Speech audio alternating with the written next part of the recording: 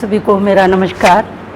मैं राजकुमारी तोमर, सरस्वती शिशु मंदिर साकेत मुजफ्फरनगर से विद्या भारती यूट्यूब चैनल में आप सभी का स्वागत है। आने वाले त्यौहार की आप सभी को हार्दिक शुभकामनाएं। प्रिय भैया बहनों, जैसा कि हम जानते हैं कि हमारा देश त्योहारों का देश है, तो आज का टॉपिक पढ़ने से पूर्व थोड़ी सी चर्चा मनाए जाने वाले पर्वों के विषय में कर लेते हैं। हमारे भारतवर्ष में आए दिन अनेकों त्यौहार मनाए जाते हैं, विभिन्न प्रकार के त्यौहार मनाए जाते हैं। जैसे कुछ उनमें सामाजिक पर्व, कुछ राष्ट्रीय पर्व और भी कुछ अन्य त्यौहार। तो जैसे हमारे जो प्रमुख त्यौहार हैं जो हिंदुओं में मनाए जाते हैं, मुख्य रूप से जैसे रक्षाबंधन, दशहरा, दीपावली और होली। होली को रंगों का त्यौहार भी कहते हैं।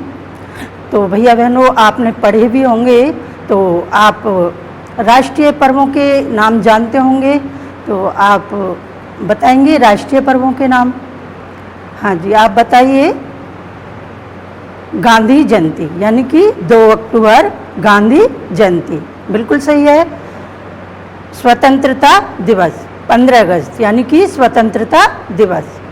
और बताइए। गणतंत्र दिवस, यानी कि 26 जनवरी को हम गणतंत्र दिवस मनाते हैं। और भी अन्य अनेक पर्व हैं जो कि जैसे मकर संक्रांति, लोहड़ी और पोंगल, ये भी हमारे देश में बड़े ही धूमधाम से मनाए जाते हैं। तो प्रिय भैया बहनों, हमारा जो भारतवर्ष है वह त्योहारों का देश है, जो कि बड़े ही हर्षोल्लास के साथ हम अपने देश में ये सभी पर्व मनाए जाते हैं। भारतीय पंचांग चंद्र मास पर आधारित है। इसका प्रथम मास चैत्र है। चैत्र प्रत्येक जो मास है वह चंद्रकलाओं के आधार पर 2 पक्षों में बांटा गया है, कृष्ण पक्ष और शुक्ल पक्ष। तो शुक्ल पक्ष और कृष्ण पक्ष। चैत्र शुक्ल प्रतिपदा अर्थात भारतीय नव वर्ष का प्रथम दिन नवरात्र उत्सव के रूप में संपूर्ण भारत में बड़े ही हर्षोल्लास के साथ मनाया जाता है। इसी प्रकार का पर्व रंगीले राजस्थान में मनाते हैं, जिसका नाम है गणगौर। तो आज का जो हमारा टॉपिक है, हमारी पाठ्य पुस्तक उदिता के पाठ 17 गणगौर। तो आज हम इसी पर्व के विषय में जानेंगे।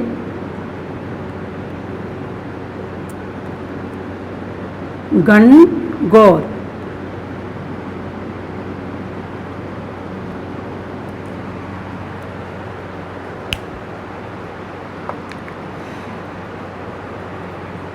पाठ 17 गणगौर के माध्यम से हम गणगौर त्योहार के विषय में विस्तृत रूप से जानेंगे।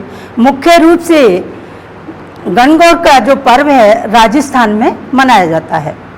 इस पर्व में नवरात्रों के तीसरे दिन अर्थात चैत्र मास के शुक्ल पक्ष की तृतीया तिथि को गण अर्थात भगवान शंकर तथा गौर अर्थात उनकी शक्ति स्वरूपा माँ पार्वती की पूजा की जाती है। यह पर्व विशेष रूप से महिलाएं मनाती हैं। यह सुहागिन स्त्रियां अपने सुहाग की रक्षा के लिए तथा कुंवारी कन्याएं उत्तम वर की प्राप्ति हेतु इस गणगौर की पूजा करती हैं। यह जो पर्व चलता है 16 दिन तक चलता है। यह पर्व चैत्र कृष्ण पक्ष की तृतीया से लेकर चैत्र शुक्ल पक्ष की तृतीया तक चलता है। और भैया बहनों, ऐसा बताते हैं कि प्राचीन काल में माता पार्वती ने शिव को पति के रूप में प्राप्त करने के लिए व्रत वह तप किया। तपस्या से प्रसन्न होकर भगवान शिव उनके सम्मुख प्रकट हुए और उनको वरदान मांगने के लिए कहा। माता पार्वती ने उनको यानी कि शिव को पति के रूप में प्राप्त करने का वरदान मांग लिया। भगवान शिव ने माता पार्वती को वरदान दिया और उनको अपनी अर्धांगिनी के रूप में स्वीकार किया। और यह भी कहा जाता है कि माँ पार्वती भगवान शिव को अपने मायके बुलाना चाहती थी, तो उन्होंने 16 दिन तक धूप दीप नैवेद्य फूल पत्र आदि से भगवान शिव की पूजा अर्चना की। भगवान शिव ने प्रसन्न होकर के वे राजा हिमाचल के घर गए। तो माँ पार्वती की निष्ठा तथा पति के प्रति प्रेम व पूजा के कारण वे महिलाओं की आदर्श बनी तथा उनकी पूजा उनके पति के साथ गणगौर के रूप में प्रारंभ हुई। प्राचीन काल की बात है, एक बार शिव और पार्वती जी भ्रमण के लिए निकले, तो साथ में नारद जी भी चल दिए। चलते चलते किसी एक गांव में पहुंच गए। गांव की महिलाओं ने उनको पहचान लिया और उनको आतिथ्य स्वीकार करने के लिए निवेदन किया। भगवान शिव ने उनका आतिथ्य स्वीकार किया। तो जो गरीब परिवार की जो महिलाएं थी, वे तो जैसे भोग की वस्तुएं बनाने में और जो सुहाग की जो प्रतीक वस्तुएं थी उनको जुटाने में जुट गई, और जो ऐश्वर्य संपन्न धनवान परिवारों की जो महिलाएं थीं, ऐश्वर्य का प्रदर्शन करने के लिए जेवर पकवान आदि बनाने की व्यवस्था में जुट गईं। लेकिन जो गरीब परिवार की महिलाएं थीं, अति शीघ्र ही सुहाग की प्रतीक वस्तुओं को लेकर माता पार्वती के सम्मुख प्रकट हो गईं, उपस्थित हो गईं। माँ पार्वती ने उनके ऊपर उनके भक्ति भाव को देखकर उनके ऊपर सुहाग रस छिड़का और अंतर आत्मा से उन्हें अखंड सौभाग्यवती होने का वरदान दिया। अब उसके बाद जो अपने ऐश्वर्य का जो प्रदर्शन करने वाली थी महिलाएं वे आई, तो इस पर भगवान शिव ने कहा, पार्वती जी आपने सारा आशीर्वाद तो उन गरीब महिलाओं को दे दिया, अब आप इनको क्या देंगी? तो पार्वती जी ने कहा, भगवान जो जैसी श्रद्धा से जैसे भाव से यहाँ आएगा वो वैसा ही फल प्राप्त करेगा। तो माँ पार्वती ने अपनी उंगली को तराचा और उनकी खून की छींटों को उनके ऊपर छिड़क दिया, सुहाग रस के ऊपर उन खून के छींटों को छिड़क दिया। अब जो खून के छींटे थे उन्हीं के ऊपर गिरे, जो उसकी उचित पात्र थे उन्हीं के ऊपर जाकर के गिरे। अब बाकी जो अपने ऐश्वर्य का प्रदर्शन करने आई थी, लोभ व लालच के वशीभूत थी, वे सब वहाँ पर आई और आकर के निराश होकर के चली गईं। तो वह दिन कृष्ण पक्ष की चैत्र शुक्ल तृतीया का ही दिन था, तभी से इस पर्व को हम सब मनाते चले आ रहे हैं। इसके उपरांत जब सभी महिलाएं माँ पार्वती से आशीर्वाद लेकर के चली गईं, तो उसके बाद उन्होंने भगवान शिव से आज्ञा ली और खुद भी नदी के किनारे स्नान करने के लिए चल दी। वहाँ पर जाकर के स्नान आदि करके बालू में ही शिवलिंग की स्थापना की और बालू के कणों से ही भोग बना करके भगवान शिव को भोग लगाया और खुद भी शिवलिंग की प्रदक्षिणा, भैया बहनों, जैसे कि प्रदक्षिणा ये शब्दार्थ हैं, थोड़ा सा ये शब्द आया प्रदक्षिणा, मंदिर का घेरा लगाना। जैसे कि हम कहीं भी मंदिर में जाते हैं तो परिक्रमा करते हैं, तो उसको हम कहते हैं घेरा लगाना, प्रदक्षिणा करना। तो प्रदक्षिणा की और बालू के कणों को अपने मुख में डाला और पूजा करके और वे भगवान शिव के पास आ गई। भगवान शिव तो सर्वज्ञ थे। सर्वज्ञ यानी कि भैया बहनों सब कुछ जानने वाले। सर्वज्ञ का अर्थ होता है सब कुछ जानने वाले। तो भगवान शिव तो सब कुछ देख रहे थे, सब कुछ जानते थे। तो जैसे ही पार्वती जी आई तो परिहास करते हुए उन्होंने पूछ लिया कि पार्वती जी आने में बड़ी देर हो गई। तो उन्होंने भी भगवान शिव को परिहास में ही उत्तर दिया कि भगवान मायके से कुछ व्यक्ति आए थे तो उनसे मिलने के कारण देर हो गई। तो परिहास को और आगे बढ़ाते हुए भगवान शिव ने कहा कि आपके पास तो भेंट स्वरूप कुछ भी नहीं था, तो आपने स्नान जलपान आदि सब कुछ कैसे किया। तो उन्होंने परिहास को और भी आगे बढ़ाते हुए माँ पार्वती ने कहा कि भगवान माता ने दूध और भात खिला करके भेजा और आपको भी निमंत्रण भेजा उन्होंने।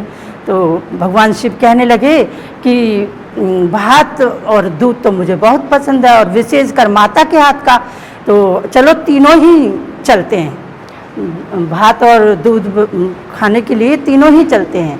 तो अब माता पार्वती मन में सोचने लगी कि अब क्या किया जाए, और उन्होंने भगवान को यानी कि अपने ही पति को मन ही मन याद किया और कहा कि भगवान मेरी इज्जत बचा लेना। तो तीनों ही चल दिए। जाकर के नदी के किनारे पहुंच गए तो जाकर के देखा तो बड़ा ही आलीशान यानी कि बहुत ही सुंदर महल वहाँ पर बना हुआ था, जिसमें राजा हिमाचल और उनकी पत्नी सुनैना विराजमान थे। अब उन्होंने राजा ने और रानी ने उनका बहुत ही आदर सत्कार आवभगत यानी कि उनका स्वागत किया।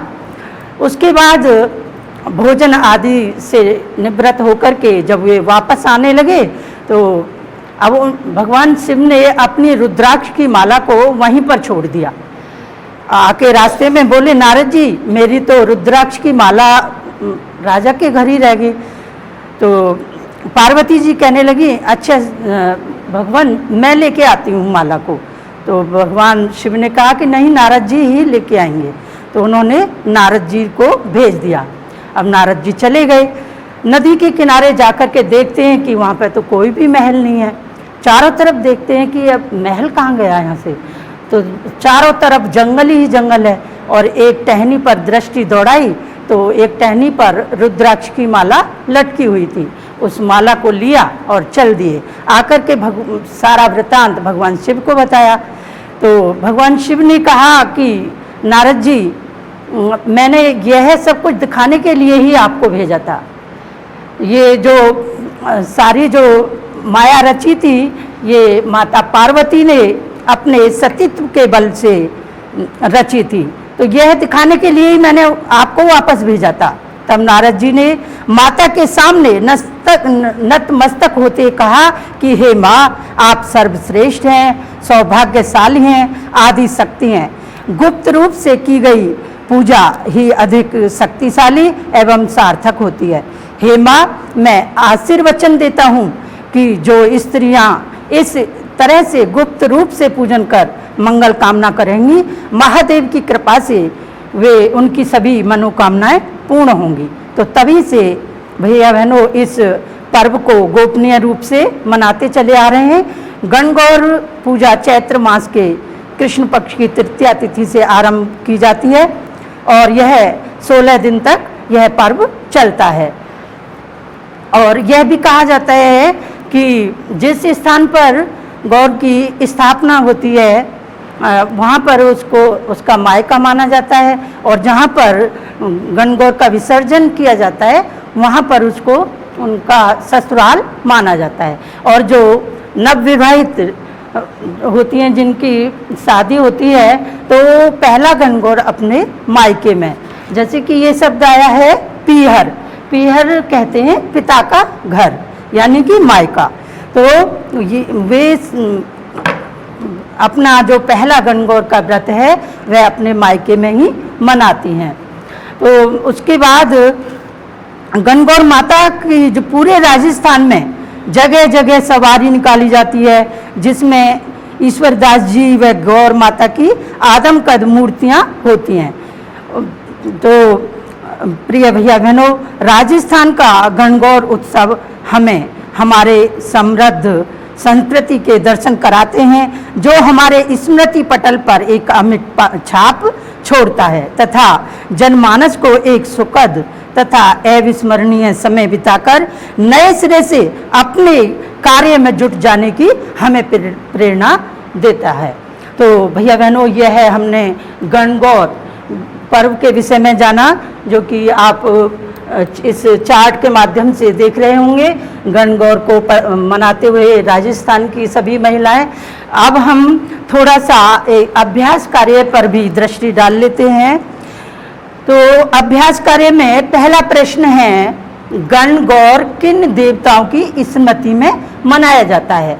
यानी जो गणगौर का जो पर्व है, त्योहार है, वह किन देवताओं की स्मृति में मनाया जाता है? तो जैसा कि मैंने बताया था आपको, गण अर्थात शिव यानी कि महादेव, और गौर यानी कि शक्ति स्वरूपा पार्वती। तो ये किन की स्मृति में मनाया जाता है? शिव और पार्वती जी की स्मृति में मनाया जाता है। गणगौर किस तिथि से प्रारंभ होकर किस तिथि तक चलता है? गणगौर किस तिथि से प्रारंभ होकर किस तिथि तक चलता है? तो यह चैत्र कृष्ण तृतीया से लेकर चैत्र शुक्ल तृतीया तक चलता है। नवविवाहित कन्याएं अपना प्रथम गणगौर कहाँ मनाती हैं?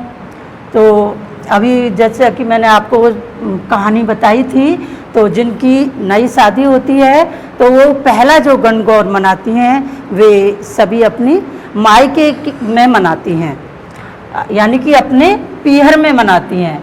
गणगौर त्योहार का उद्यापन कैसे किया जाता है? उद्यापन कहते हैं भैया बहनों, यानी कि व्रत का जब समापन करते हैं तो उसको हम उद्यापन कहते हैं। तो वो कैसे करती हैं कि मायके में जैसे पहला व्रत करती हैं वे गणगौर, पहला गणगौर वे मायके में मनाती हैं।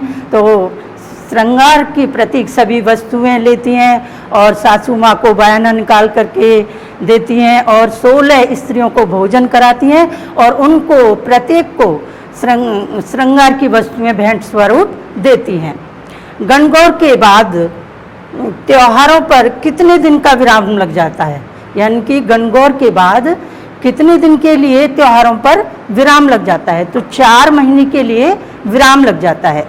गणगौर त्योहार के मनाने के लिए मुख्य रूप से क्या क्या तैयारियां की जाती हैं?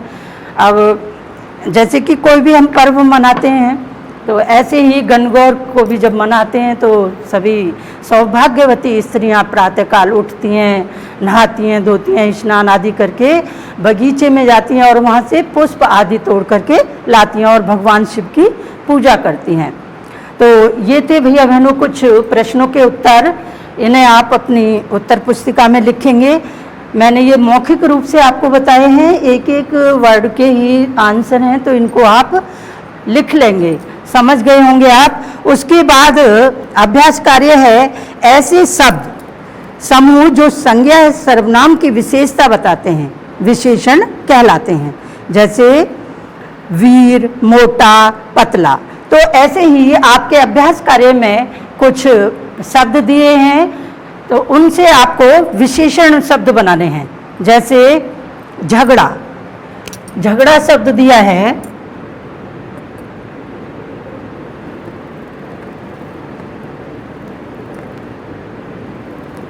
तो झगड़ा का हो गया झगड़ालू।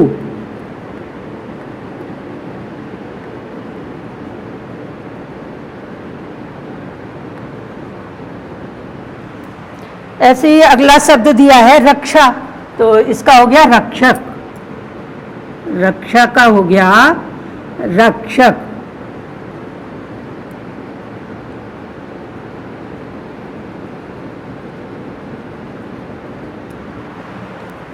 उसके बाद दिया है सप्ताह, तो इसका हो जाएगा साप्ताहिक।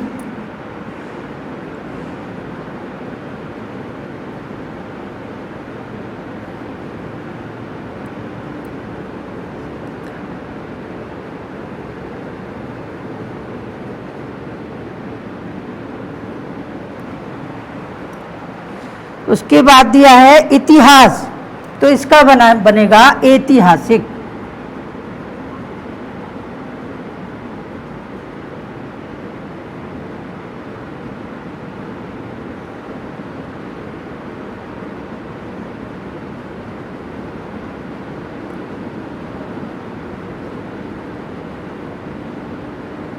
ऐतिहासिक, ये इसका विशेषण बन जाएगा। ऐसे ही शब्द दिया है आपका अनुभव, अनुभव का बनेगा अनुभवी, अनुभव का बनेगा अनुभवी।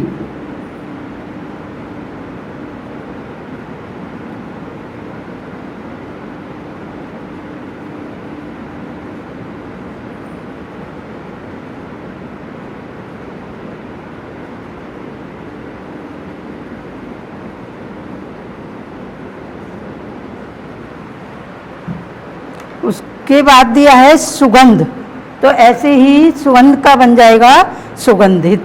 ये मैं आपको समझा देती हूँ, आप कर लेना। सुगंधित, सुगंध का बनेगा सुगंधित। मास का बनेगा मासिक, और गांव का बनेगा ग्रामीण। शक्ति शब्द दिया है शक्तिशाली, इसका बनेगा शक्तिशाली। ऐसे ही समाज, जैसे सप्ताह है साप्ताहिक बन गया, ऐसे ही समाज, समाज शब्द दिया है तो इसका बन जाएगा सामाजिक। और फिर दिया है वर्ष, यानी कि वार्षिक, वर्ष का बनेगा वार्षिक, और घर का बनेगा घरेलू। तो ये थे विशेषण शब्द जो कि हमने बनाए। अब इससे अगला अभ्यास कार्य है आपका, प्रश्न है निम्नलिखित मुहावरों का अपने वाक्यों में प्रयोग कीजिए, यानी कि अर्थ बताते हुए अपने वाक्य में प्रयोग कीजिए। जैसे कि आटे का नमक, यानी बहुत कम होना। अब मैं इनके आपको अर्थ बता देती हूँ, वाक्य प्रयोग आप खुद करेंगे। आटे का नमक यानी कि बहुत कम होना। अंधे की लकड़ी, एकमात्र सहारा होना। पीठ दिखाना यानी कि हार मानना। पीठ दिखाना का अर्थ हुआ हार मानना। तो इसका वाक्य प्रयोग आप खुद करेंगे। सिर चढ़ाना, अत्यधिक महत्व देना। हवा लगना, असर पड़ना। उल्टी गंगा बहाना, असंभव कार्य करना। तो ये मैंने आपको कुछ मुहावरे बताए। पिछली वीडियो में भी मुहावरे बताए थे कि मुहावरा शब्द किनको कहते हैं, मुहावरे शब्द की परिभाषा क्या है। तो ये मैंने आपको कुछ मुहावरों के अर्थ बताए जिनका वाक्य प्रयोग आप खुद करेंगे। उसके बाद है अभ्यास कार्य में प्रश्न नंबर 3 है, कुछ ऐसे शब्द होते हैं जिनके अनेक अर्थ होते हैं, उन्हें बोलते हैं हम अनेकार्थी शब्द। ऐसे शब्द जिनके अनेक अर्थ होते हैं उनको हम क्या बोलते हैं, अनेकार्थी शब्द। तो ऐसे ही जैसे उदाहरण में दिया है दल, तो दल को हम, दल का अर्थ क्या होता है, पत्ता। समूह का पक्ष, पाद, पाद यानी कि पैर। पाद को हम क्या, पाद का क्या अर्थ है, पैर। और रक्षा का सहायता, उपाधि, मानपत्र। और ऐसे ही अब आपको करने के लिए अभ्यास कार्य में कुछ शब्द दिए हैं, उनके दो दो अर्थ आपको बताने हैं। जैसे कर्ण, कर्ण का क्या अर्थ होता है, कर्ण यानी कि कान। कर्ण को हम क्या कहते हैं, कान। और बुद्धिमान भी कहते हैं। पृष्ठ यानी कि पृष्ठ, जैसे कि भैया बहनों ये किताब है तो इसका निचला भाग और ये ऊपर का भाग, तो इसको हम क्या बोलेंगे, पृष्ठ बोलेंगे। नव, नव किस, नव का अर्थ होता है नवीन, नया। अब ये दो दो शब्द के अर्थ में बता रही हूँ, आपको ये कॉपी में करने हैं। अनंत यानी कि जिसका कोई अंत न हो। भाग, हिस्सा, अंश। और क्या कहते हैं हम भाग को, अंश, हिस्सा। और वर्षा, वर्षा को, और वर्षा के क्या अर्थ है, वृष्टि, बरसात बोलते हैं ना हम। अगला प्रश्न है आपके लिए, कुछ शब्द सुनने में एक जैसे होते हैं, कुछ शब्द सुनने में एक जैसे होते हैं परंतु अर्थ में भिन्न होते हैं, यानी कि अलग होते हैं। तो ऐसे शब्द श्रुति सम भिन्नार्थक शब्द कहलाते हैं। जैसे अन्न, अन्न को हम क्या बोलते हैं, दूसरे शब्दों में और क्या बोलते हैं, इसको भिन्न में शब्दों में क्या बोलते हैं, अनाज। इसका दूसरा क्या है, अनाज। अन्य, अन्य यानी कि दूसरा। अंश, भाग, अंश, अंश यानी कि कंधा, क्या बोलते हैं हम, कंधा। तो निम्नांकित शब्दों का अर्थ बताते हुए अंतर स्पष्ट कीजिए। कुछ शब्द दिए हैं जिनमें आपको अंतर बताना है। जैसे संदेह और संदेह, एक तो दिया है सदेह।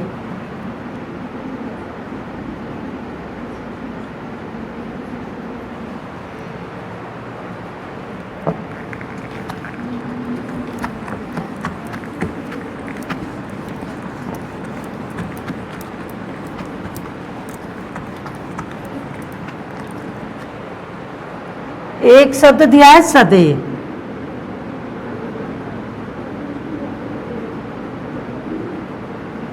और एक शब्द दिया है संदेह।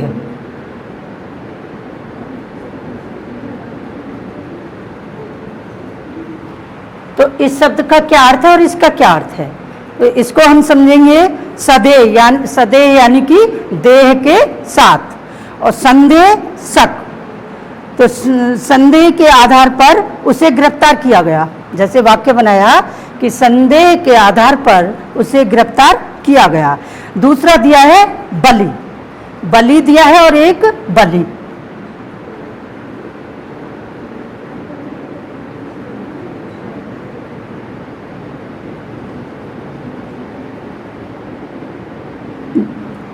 बलि और बलि, एक पर बड़ी की मात्रा है और एक पर छोटी की। तो बलि, बलि यानी कि बलिदान। इसका क्या अर्थ है, बलिदान। और इसका अर्थ है वीर, इसका अर्थ है वीर। और उसके बाद शब्द दिए हैं आपको चिंता, चिता। अब चिंता यानी कि किसी चीज की जब हमें चिंता हो जाती है तो एक तरह की बेचैनी सी होती है, तो इसका अर्थ है बेचैनी। और चिता यानी कि मृत शरीर के जलाने का स्थान, यानी कि जहाँ पर मृत शरीर को जलाया जाता है उसको हम क्या कहते हैं, चिता। और दो शब्द दिए हैं,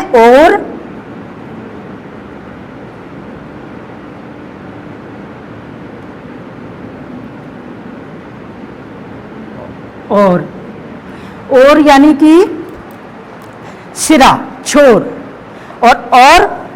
और वह भी कहते हैं इसको, दो या दो से अधिक वस्तुओं में अंतर प्रदर्शित करने के लिए प्रयुक्त होता है। जैसे राम और कृष्ण, तो वहाँ पर ये और शब्द का प्रयोग होता है।